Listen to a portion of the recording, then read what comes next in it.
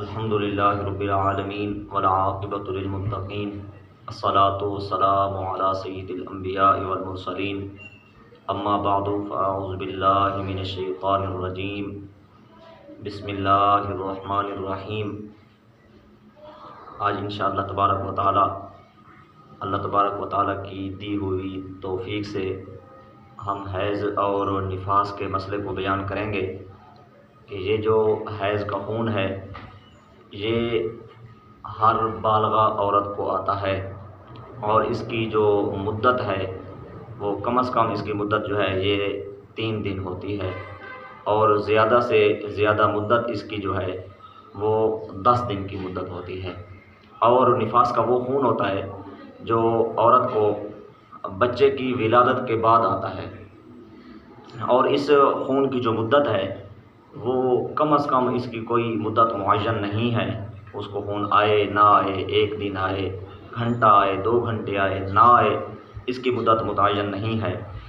رہی بات کہ زیادہ سے زیادہ اس کی کتنی مدت ہے، زیادہ سے زیادہ اس کی مدت جو ہے وہ ہے 40 دن۔ اب علماء نے بیان کیا ہے کہ کسی عورت کو حیض کا خون اگر 3 دن سے یہ کم آیا تو یہ بھی استحاضہ شمار کیا جائے گا۔ یہ ہوگا کہ یہ عورت جو ہے یہ عورت بیمار ہے۔ اور اسی طرح اگر 10 دن سے زیادہ اس کو خون آ گیا حیض کا تو یہ عورت جو ہوگی عورت بیمار ہوگی، اس کو استحاضہ کا خون آئے گا۔ اور استحاضہ میں یعنی وہ بیماری کا جو خون ہوتا ہے اس میں نماز کا یہ حکم ہوتا ہے کہ ہر نماز کے وقت کو عورت غسل کرے گی اور نماز پڑھے گی، نماز کی معافی نہیں ہے۔ اب یہاں استحاضہ اور نفاس کا خون جو ہے، نفاس کا خون کم از کم اس کی مدت نہیں ہے، زیادہ سے زیادہ اس کی 40 دن مدت ہے۔ اگر عورت کا خون 40 دن تک نہیں رکا، اس سے زیادہ اوپر چلا گیا تو یہ خون بھی استحاضہ کا شمار کیا جائے گا، یہ عورت بھی بیمار ہے۔ اب کسی عورت کی عادت ہوتی ہے جب وہ بالغ ہوئی تو مثلا اس کو ایک مرتبہ بھی 5 دن خون آیا، پھر 15 دن گزرنے کے بعد دوسری مرتبہ جب اس کو حیض آیا تو پھر بھی 5 دن آیا،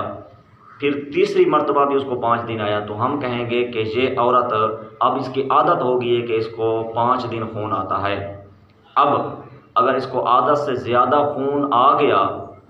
یعنی وہ 5 دن سے اوپر چلا گیا تو ہم دیکھیں گے کہ 10 دن تک یہ حیض کا خون رکتا ہے یا نہیں رکتا۔ اگر 10 دن تک وہ خون رک گیا تو ہم کہیں گے اس عورت نے اپنی عادت کو تبدیل کیا ہے، گویا کہ یہ خون جو ہے یہ اس کا حیض کا خون ہے۔ ہاں اگر وہ 10 دن تک نہیں رکا، اوپر چلا گیا تو اس 5 دن سے اوپر جتنے ہی دن ہیں ہم کہیں گے کہ یہ اس کو استحاضہ آیا ہے، عورت کی عادت تبدیل نہیں ہوئی، عورت کی عادت وہی 3 دن والی ہے، اوپر جتنا بھی خون آیا اس کو جو خون ہے اس کو استحاضہ کہیں گے۔ اس میں نمازیں جو ہیں ان کا ادا کرنا ضروری ہوگا۔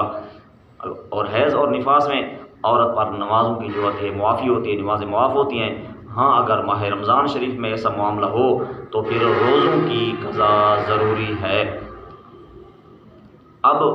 رہا مسئلہ کہ عورت ہے اس کو حیض یا نفاس آتا ہے لیکن وہ عورت جو مشغول ہوتی ہے پڑھنے اور پڑھانے والے کام میں ہے، یا پڑھتی ہے یا پڑھاتی ہے چھوٹے بچوں کو،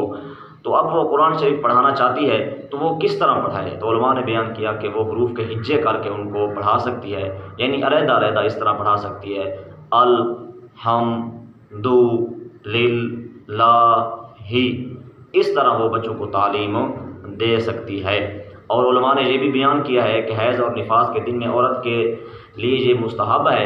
یہ اچھا عمل ہے کہ وہ ہر نماز کے وقت کو باوضو ہو کر یعنی